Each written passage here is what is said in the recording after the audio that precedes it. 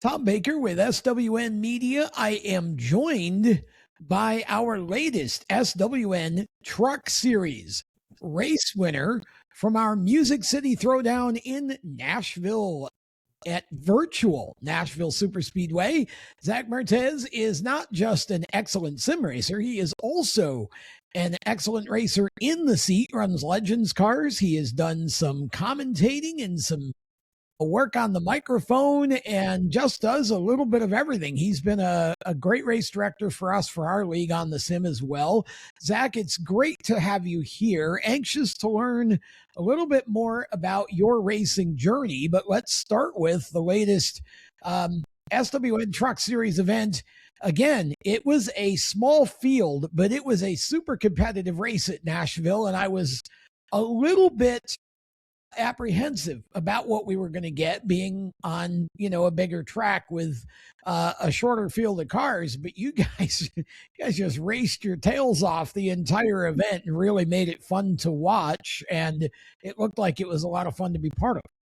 Oh, it was absolutely a lot of fun to be part of. I think we had some good moments here and there. I started the race a little bit on the back pedal. I wasn't really up to speed with everybody else, but I think as the race went on, I found my footing a little bit more, had a couple of spins, and really set myself backwards a little bit. But again, small field, so it wasn't as much of a hurt as it could have been. There was a good late race run to the checkered flag. I had to really burn my tires up a little bit just to keep it, but overall, it was a really good race. I thought we had some really good competition between me and then a few other drivers that were there as well.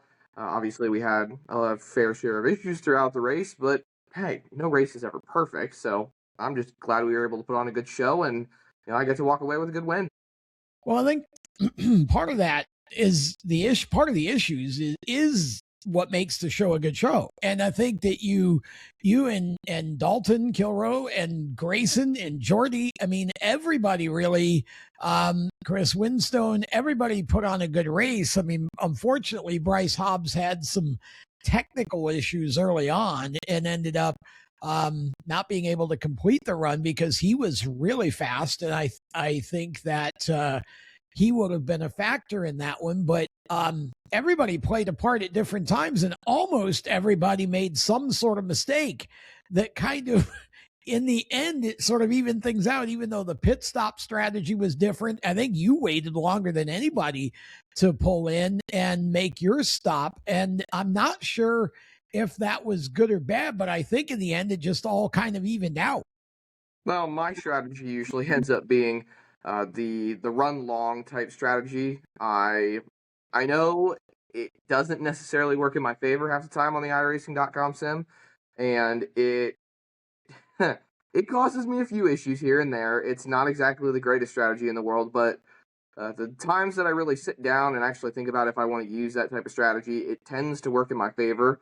We were going to end up having, as the SRX series like to put it, a fun flag at some point throughout the race because we wanted to bunch everybody back up. We wanted to have a little bit more excitement for the broadcast, and Yeah.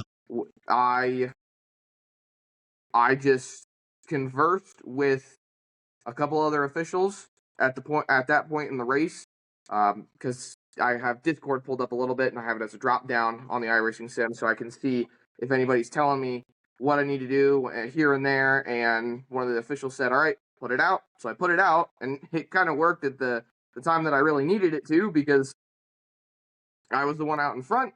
I was able to go in and go into the pits and get some good tires on there and get some fuel in the truck. And it put me in a better position overall because I knew as the race went on, I'm not always the best with saving my tires. So if I can get a good reset and have the track position, I can be a little bit more of a, what's the word I'm looking for? An overall contender, we'll say. So when the situation tends to play in my favor, I try to roll with it to the best of my ability.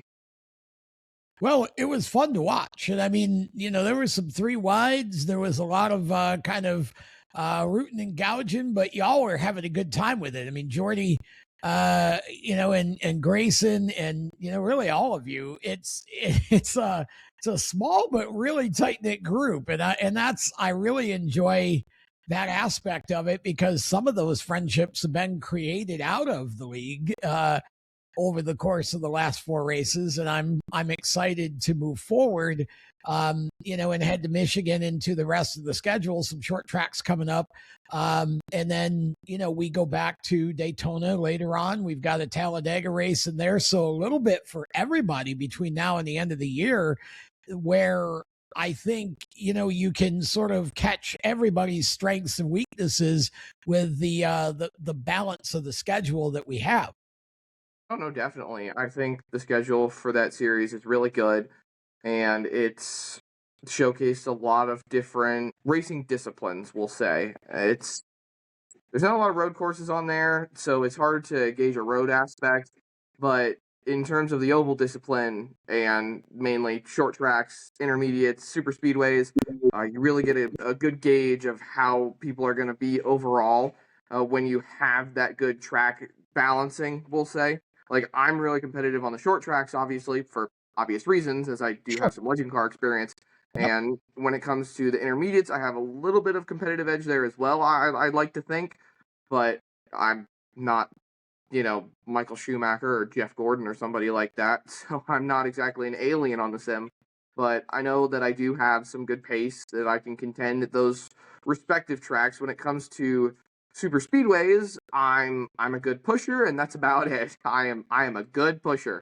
So I would think that my super speedway skills need a little bit of work. I'm not the greatest out in front, but when it comes to just like speedways overall, because you could classify tracks like Michigan and Auto Club as speedways, but they are also, in a sense, super Yeah, speedways.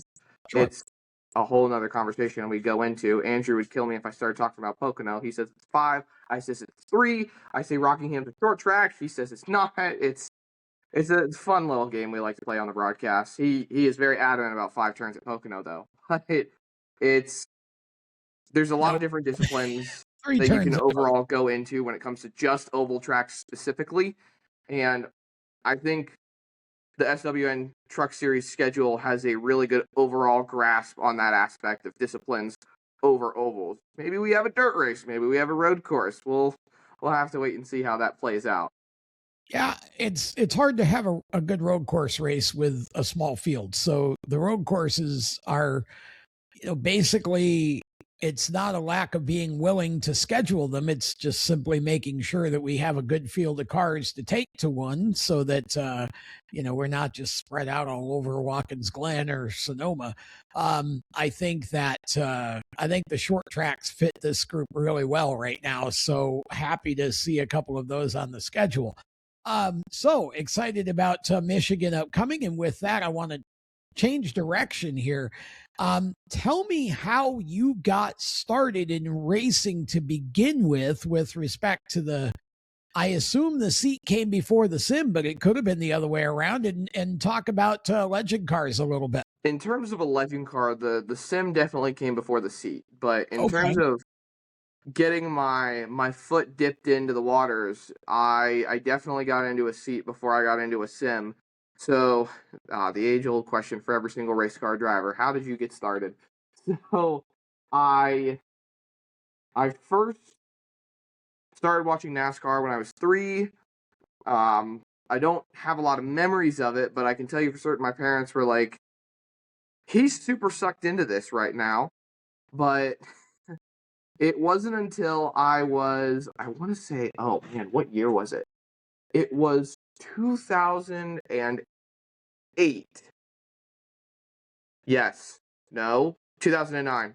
I Okay. was 8 years old. I was living in Williamsport, Pennsylvania, which is where I was born and where I grew up.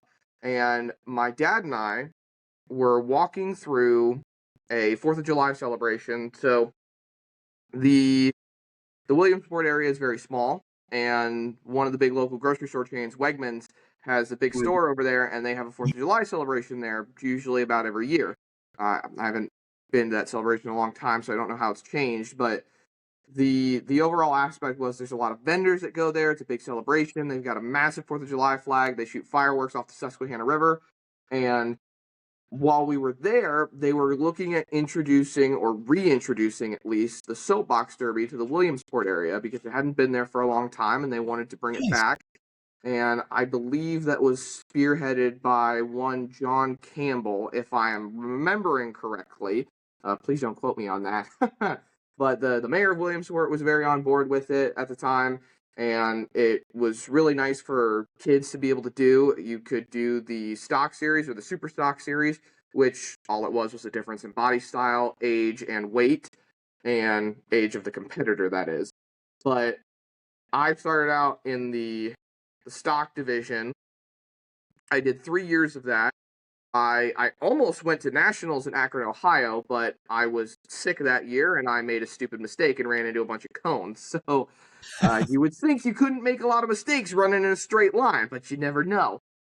So after that, in about 2012, is when my family made the decision to move down to North Carolina.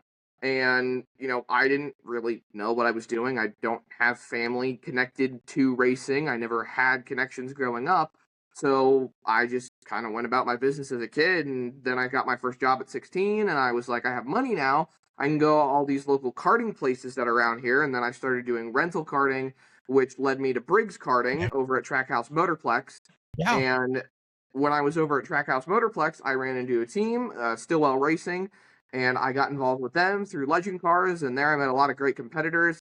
I met one of my good friends, Justice Calabro, who has stepped away from racing, but he was a very big driving force in my racing career, I will say. I ran with them part-time in 2020. I made my first start at Charlotte, finished top 5 in the Chargers division, and then the following year I went full-time in 21 in the semi-pro division and was running Charlotte. The following year after that, I ran, after running Summer Shootout and Road Course World Finals at Charlotte, I ran Cookout Summer Shootout again in 2022, and then followed that up by running other local tracks like Wake County Speedway, Coastal Plains Raceway. In 2024, I got invited to do the Earnhardt Outdoor Showdown over in Kannapolis, and that was a really, really fun experience. I got to step into some newer equipment. I got to run with some NASCAR stars. Even got to outpace them in first practice. So that was really, really fun to be able to showcase.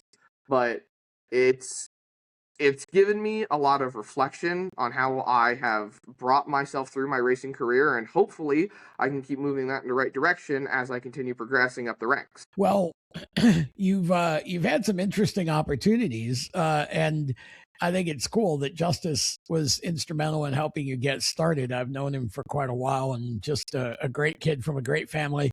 And Justice, you're right, has stepped away from racing and is doing some amazing things with his life, and it's exciting to see some of the things he's doing. But so when you got into Legend Cars, you obviously had already done some sims. So what was the biggest adjustment that you found from sim to seat? I think the biggest adjustment was probably the feel of the car, because I don't have a big motion rig that jumbles back and forth, or like a direct drive wheel that gives me a lot more of a real feel of how the car is feeling. I have a desk, my desk chair, my computer, my steering wheel. That's about it, which is pretty much par for course of the normal setup of any usual iRacer. We are not all Garrett Smithley that can have a fold-out chair, a laptop, and a steering wheel, but it's it's definitely been an adjustment on the feel side of going from sitting completely still and feeling it all with your hands to getting in an actual car and feeling it in your hands, in your feet, in your butt, in your back, like everywhere. There is nowhere on your body that you're not feeling how the race car is reacting. So that adjustment took me by huge surprise, and it was an even bigger surprise when I just catapulted straight off of turn 3 in my first ever practice in a Legend car. So that was really fun. Thankfully, there's no walls on the outside of the corner at Charlotte. But I remember the safety workers' faces as I rolled right up to them, like, I'm good. I'm just gonna turn around. Like, we're okay. So it took me by a big surprise, feeling it out and understanding how a car reacts on a racetrack. So, when you roll off of corner exit and you feel it set on the right rear or on the right front, as you're driving off, you go down to the corner, you feel it point the nose in as you're getting the corner, and feeling the nose just whether it wants to go or wants to no go, and you have to correct. You have to make those little adjustments, and then obviously, I've always had to learn about just being in tune with the car. I'll say you could ask anybody that's ever tried to give me driver coaching. The biggest problem that I usually have is probably my feet. So I know that I need to be more in tune with how the car's feeling and understand and react in a way where it's like, do I mash the gas down, which usually you don't want to do, or do I feather it, or do I just stab to get it a little rotation and maybe just ease it off after that, or just maybe even use the brake to tap it and set the nose and get the car to rotate. It's a weird feeling of having the knowledge, but not having the experience or said knowledge to execute in a way. Yeah, and I'm sure that I mean, you developed probably a lot of the sort of, because I think one of the greatest gifts that sim offers, even without the great big, tens of thousands of dollars rig that has the motion, one of the greatest gifts I think it offers is it gives you the mental picture of, if you're running Charlotte on the sim, where to get on the gas, where to get off, where to roll, brake, whatever is required. You can develop all that from the sim, even if you don't have the full feel of the race car. And what it does is it gives you that sort of photographic memory so that when you get to the track, I feel like you kind of already know and you're just making small adjustments, based on kind of reality and how the car is handling. And so I'm sure that part of it wasn't so hard for you. Like you said, it seems like the physical part of it and developing that feel. And then obviously the adjustments, I'm sure too, to a degree. I think iRacing is somewhat accurate, at least with if you make a change on the sim, it goes in the direction of whether it's good or bad. It may not be as minute and perfect as making the same change in real life, but at least I think you can get an idea of direction from there. But I don't think that I think the hardest thing it feels like is just the extent of the competition. So if you're at the shootout, for example, you can run with the sim and run with 30 or 40 cars, but it's when you get to the shootout, get in the car, and you're really running with 30 or 40 cars, and these drivers are different. You don't know their tendencies, and everybody's going into the corner. And of course, there's a lot of contact. So I feel like for someone like yourself, the hardest part is just those little minute adjustments you have to learn to make from the sim to the seat that are small in nature, but they're actually very big when you stack them together in terms of going from being able to be halfway okay to winning races. Yeah, I know that when you roll up to Charlotte, it's a much different experience than any of your local tracks around North Carolina or the United States. And I've been in a legend car for just about 6 years now, and Charlotte is definitely the most difficult track that I've ever had to run. Sure. You'll have a lot of people say it's an easy track to run. Well, it's not exactly the track that's easy. Well, okay. No. Let me back that up a little bit. The track may be easy, but the competition's not. Okay. Right. So, Exactly. you roll up to Charlotte, you've got so many different personalities, whether it be in the legend car personality side or just the overall racing personalities. I mean, you've got NASCAR drivers that show up to the shootout sometimes. Like last year, you had Shane Van Gisbergen was running the whole 10 races. You had Bubba Wallace running all 10 races. You had IndyCar personalities like Scott McLaughlin running all 10 races.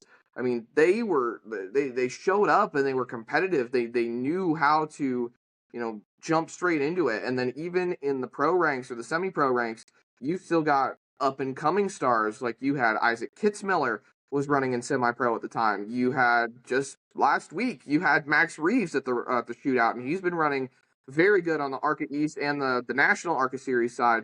So, when you show up there, it's NASCAR money.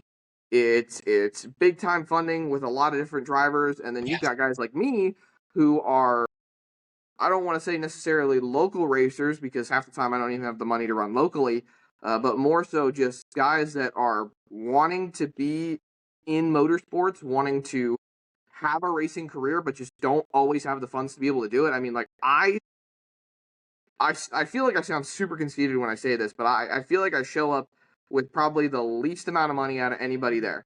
And that's hard for me to say because I don't know anybody's budgets. But when I see everybody rolling up with their campers and their pull behind trailers and all of the extra stuff that they have, and then I just show up with my car, two guys and a couple of stuff for the pit box, I'm just like, Yeah. I feel really out of place here. But going to Charlotte, at least that type of track, it makes you feel like a NASCAR driver for the day. Even if you do go to some of the actual NASCAR local tracks, being at Charlotte is just like you're Sure. in the field. You're in the main area for NASCAR. You know exactly what to expect walking over there. And I've got quite a fan base over at Charlotte too. Most of the time I go up into the stands and everybody just loves to see me. They know what they're there for, and that's really why I love the fans. They know what they're there for, they know what to expect, and then when they see the drivers, it's so nice to see their smiles. It's so nice to see all the engagement and just happy people that are there to watch racing. So I really, really enjoy going to Charlotte, and I enjoy the fan interaction there, and I enjoy the overall competition. I may not always be at the front of the field. I've had some good top 10 runs at Charlotte, but you know, most of the time it's hard for me to compete because I just don't have the same type of equipment as everybody else. Especially after last year when I had my big wreck at Charlotte, I'm working with some more inadequate equipment. My chassis is bent. My gear in there is still a little off pace compared to everybody else. Mm. My engine is falling a little bit flat. I still have an SE compared to everybody with the brand new MTs, especially with their new ECU. They've got just an overall competitive edge, and you know, with the lack of funding I have, I can't go out there for practice days. So it's hard to keep up when I lack the funding, I lack the seat time, and I lack it all in pretty much every single category. Yeah, it is tough. And I think the divide is greater now than it's ever been, to be honest. I mean, just speaking for me, I feel like the cost of legend car racing has gone far beyond where it should be.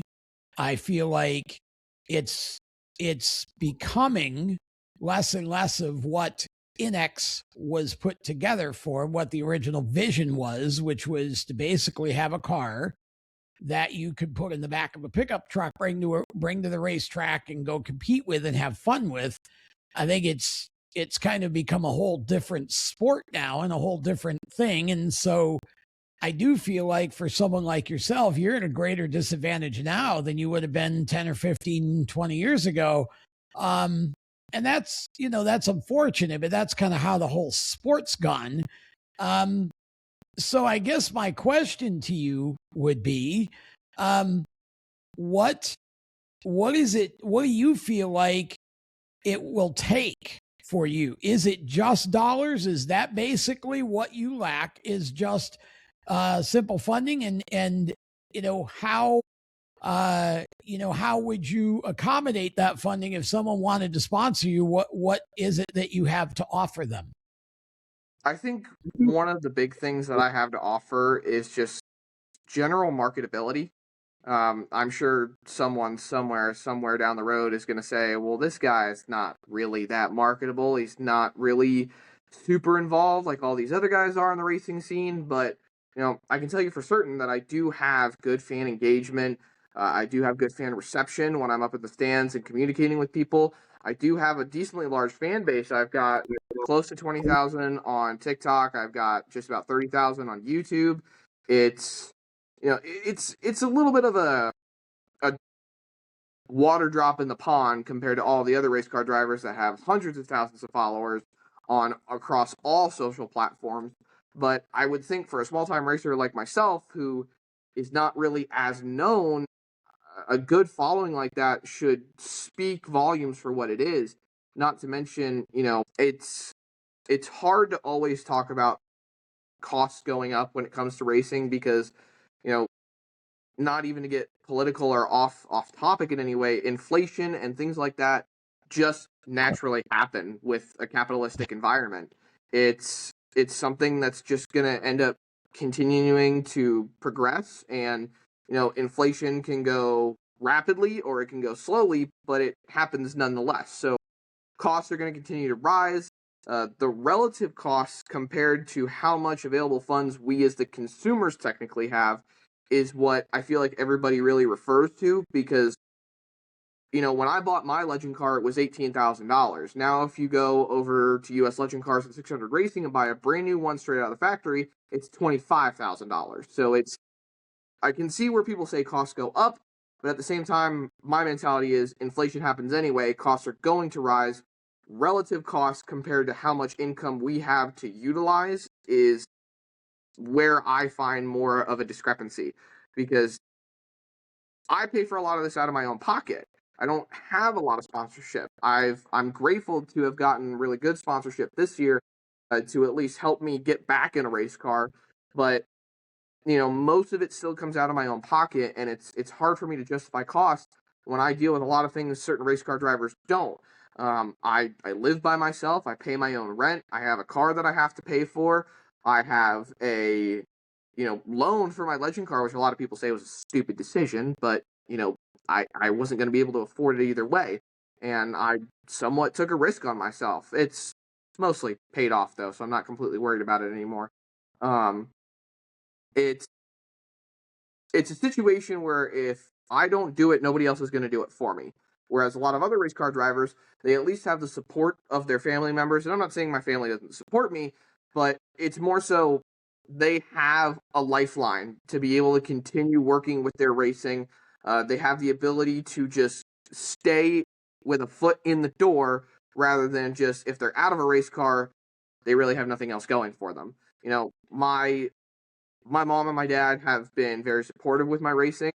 They have not always been financially able to contribute to it, but I've at least gotten the emotional support from them. It's hard when I don't always have the connections that other drivers usually have. I'm grateful for the connections that I have now, and the knowledge that I've been given being in the industry for so long. But it creates a difficult aspect where everyone had these connections probably 7 to 8 years before I did. And Right. they've been able to utilize those to progress their career a lot quicker than I am. So it creates a situation for me where I'm always playing catch up. And I can't necessarily go on the notion of feeling sorry for myself or just saying, well, I wish I had what they had, or they're so lucky to have that. I have to find a way to work harder, find a way to get those connections, and find a way to just be more involved in the racing community. Yeah, I mean, where there's a will, there's a way, right? And I think, you're a fighter, and I know that you're gonna keep digging, and hopefully at some point the right people will see you and help you out. And I know you did get a little bit of sponsorship for this year. We'll get to that in a minute. I also had the chance, and I'm trying to remember now. My brain's going blank. I think it might have been at Caraway. Heard you on the mic at one point. You were doing some infield announcing, which I thought you did a fantastic job at. Kind of curious, is that something that you would like to do more of? I wouldn't be opposed to it. I remember being at Caraway in 2025 and speaking with Eric Brennan when the Cars Tour was there, because I know him actually through Pit Stop TV, because Okay. he worked with Andrew and I, well, mainly worked with Andrew, and then I guess I kind of took his seat after he got a little bit more involved with Fox Sports and NASCAR and the Cars Tour. And, I spoke with him. I'm like, hey, is there any sort of opening with Flow that I could just work my way in through that way and maybe just stay in the scene a little bit more? He told me there wasn't really anything at that time. He'd let me know if something happened, but obviously nothing really ever came of it. There wasn't anything that I was able to do in that regard. But, that just also kind of speaks to the fact that racing is a very, very, what's the word I'm looking for? It's a very, very niche type It of is. job market. So it's hard for people to get involved if they don't have a certain skill set like the teams in NASCAR, if you want to work on the social media side, which in my opinion is one of the more entry level positions because you don't have to I agree. go to school for 4 to 5 years to be a master tech mechanic or learn logistical formulas or just anything along that lines when it comes to being a crew chief or things like that. Social media, you can take very short classes. You can learn how to work with the algorithms and work to find a stable footing with your own content that then you can carry over for a race team. And while it may be in a more entry level position, we'll say, whether it is or not is not knowledge that I possess. But, you know, even though it's something that can be easily done, as I stumble over myself constantly, they still want master's, bachelor degrees. It's something Yeah. that you still would need to go to school for, something that you need to have the skill set to be able to do. And that's not something that I necessarily possess in the official documentation type deal. Right. It's something Yeah. that I've picked up, Yeah. I've learned. I could feel like I could easily walk in and be a spotter. I mean, I've talked to spotters in the past. I know the lingo. I know how spotters talk to drivers. I know what drivers want to hear. Seeing as I've actually done some spotting, I spotted for Justice when he ran a 602 modified at Caraway. Yeah. Okay. I got him wrecked, but I still spotted him. Caraway I is a don't even very want to have weird that out track. there. Like, It's a weird track to spot at. The spotter tower, last I could checked, be. is not done. So you're standing right there in the grandstand, and I couldn't see down into turn one, and I called him clear. Well, he wasn't clear, so it Mm. it didn't really work out. But he still won the championship that year, so we're okay. I feel a little less bad about it since he won the championship. But it it's just like, again, circling back around, it's a hard thing to keep your foot in the door on because It there's is. always new talent, new personalities, just anyone that could walk right in and take your spot away. I mean, it's there's no job security. There's never any job security really, but it's hard to stay involved when there's always someone new ready to go or you just don't have the capabilities of somebody else. And you have to stay on top of the game. The game is ever evolving and you have It to is. evolve with it. Well, no, you're right. And I think being multi-talented as you are gives you more options. But you're also correct in saying that there's really none of those options short of being a driver of, Kyle Larson's capability or Chris Bell, where, you're guaranteed any type of long-term security. And that makes it very difficult. And I mean, I think Eric himself, when you talk about Eric Brennan, why Eric is not already in the seat of the FS1 Truck Series broadcast full time, I have no idea. Because as much as I like Jamie Little, I don't think she fits that role at all. And I think Eric, in the times that he's done it, including yesterday at Lime Rock, I thought he's done a fantastic job, and I'm hoping that Fox realizes the asset they've got with Eric and will hire him into that role full time.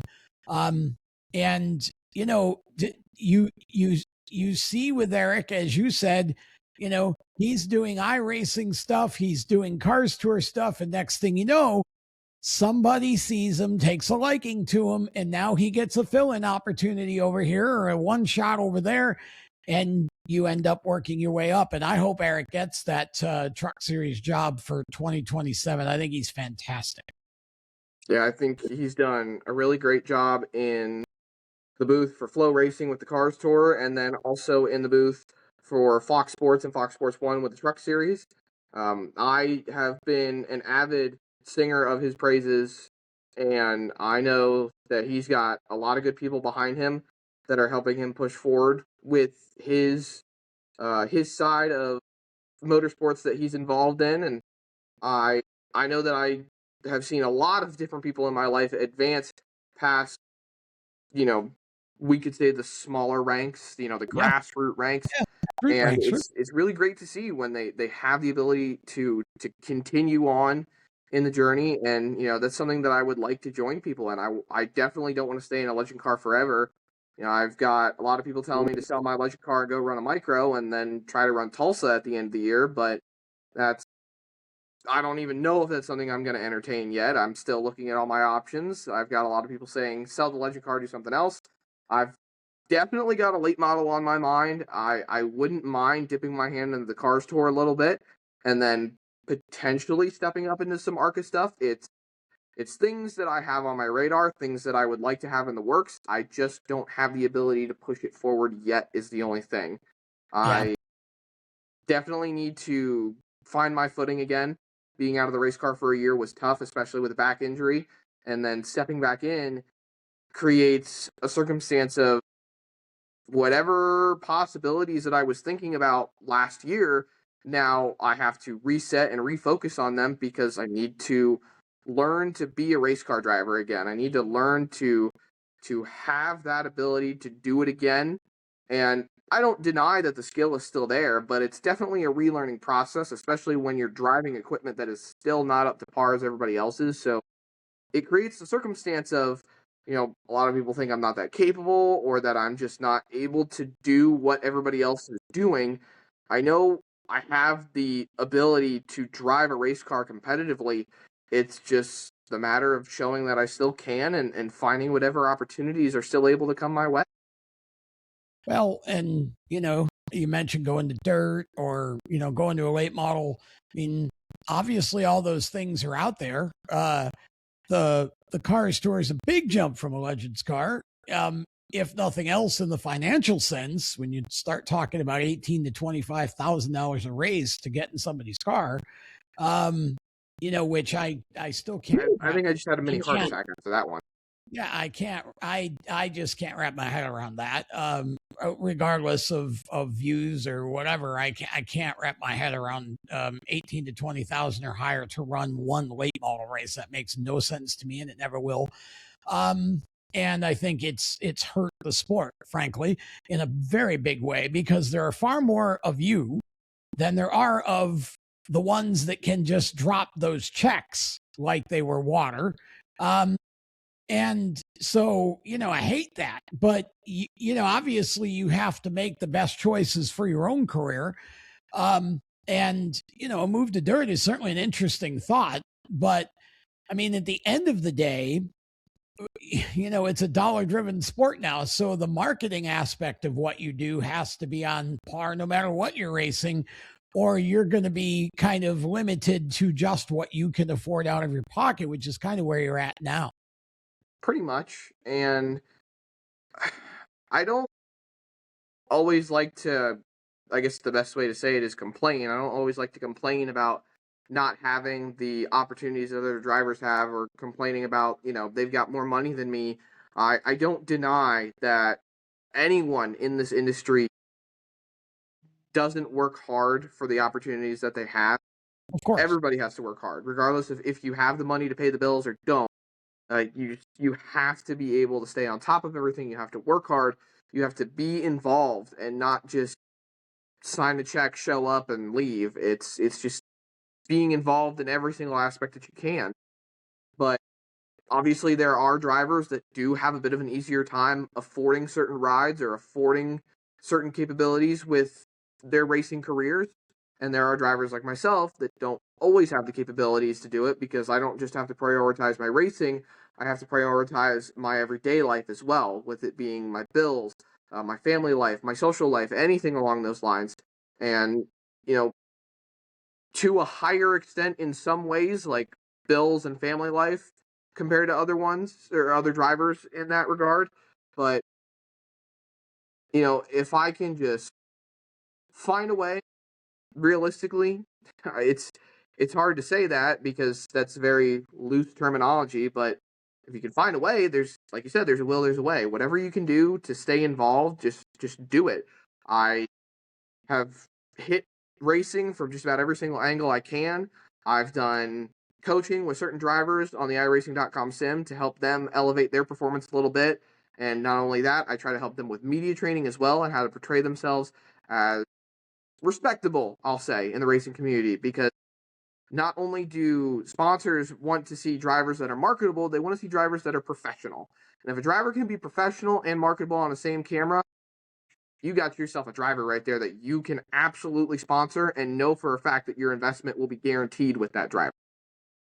Yeah, for sure. I mean, and there's a lot inside of all of that. There's a lot of detail and a lot of things that you need to know and understand. And so it's not it's not a it's a pretty complicated process if you really want to master all of that. But you've done a great job, and I feel like you're getting the most out of what you have.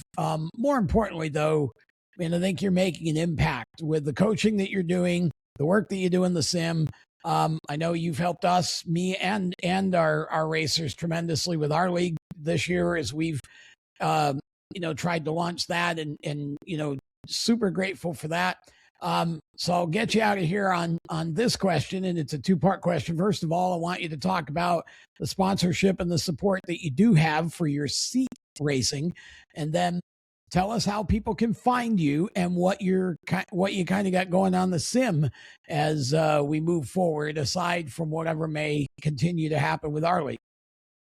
So, in terms of my overall racing, I do always have to thank my family for their support that they have in it.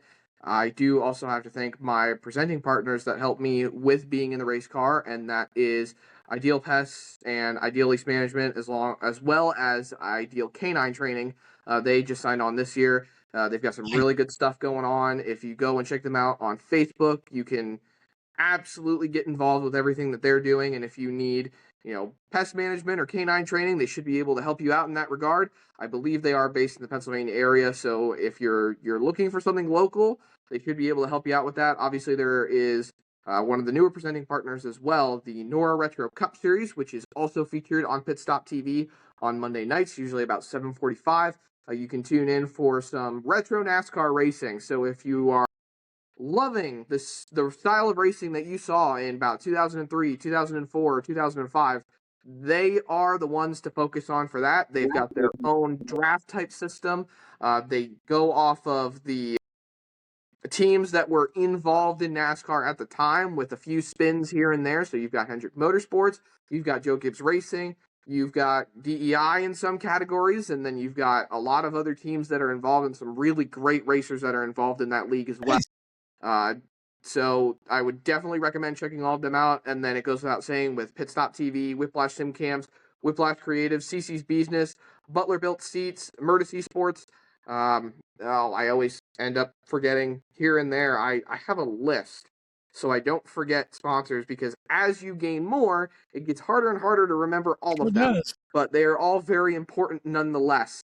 I have to thank a lot of people that are always involved in my life, my parents, my brother, Andrew Cardinale IV, so many different people, Michael Eckhart, Chris Lewis, so many different people that help with getting involved in racing and staying involved in racing. And then obviously you can always find me on social media at Zach Mertes on Instagram, YouTube, Facebook, TikTok. I am working on my Twitch, LinkedIn.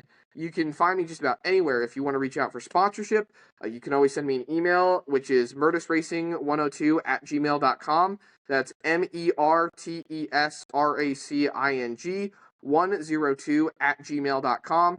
I'm always willing to give out my phone number too if you ever want to just get in contact with me and talk to me about partnering up and doing some incredible things in racing and finding ways to continue to bring the aspects that we love in racing out and just into the open, into the mainstream, and finding ways to help guys like me who want to keep chasing this dream to stay in a seat and stay competitive in a race car. And then in terms of things coming up for that second part, I obviously have Cookout Summer Shootout on Tuesday at the time of this recording, which would be July 14th is when the next time I'll be in a race car. So today's July 12th at the time of this recording, and then July 14th, we'll be back in a race car for a doubleheader feature that day because we got rained out the week previously. I'll be continuing the rest of the Summer Shootout. up until the end of July. And then my legend car starts after that are still to be determined. That's just based on my funding. And following that, I do have things on the iRacing.com sim coming up. I'm obviously involved with the iRacing Creator Series, so I've been very much enjoying that. I believe I'm third in the reserve standings right now. Okay. So we're chasing some good company at the moment, some good, great personalities actually. And then on top of that, I've got different broadcasts that we're going to be involved with Pit Stop TV. And then, what else do I have coming up? I think I have a couple of stuff coming up on the iRacing Sim. I know that I've also got some involvement going on with getting some more coaching going underway with the Mertes Esports divisions and helping those drivers continue to advance their careers and hopefully utilizing it to advance my own career. But I would love to continue to help out with a lot of guys that want to make sure they have those connections and keep advancing, whether it be on the sim or in real life too. Nice. All of that is awesome. And I've enjoyed having the time to get to know you a little better and kind of help you to tell your story to the world just a bit. And look forward to talking more as we go down the road.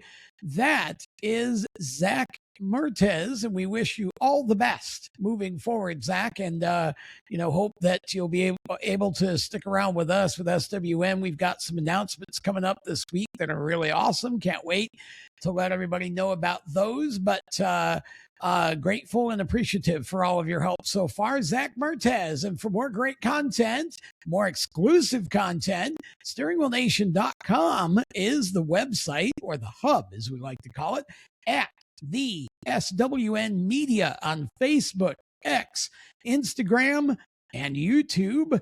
And you can find me on Instagram, Tom Baker TV, and same on LinkedIn. I think I got everything in.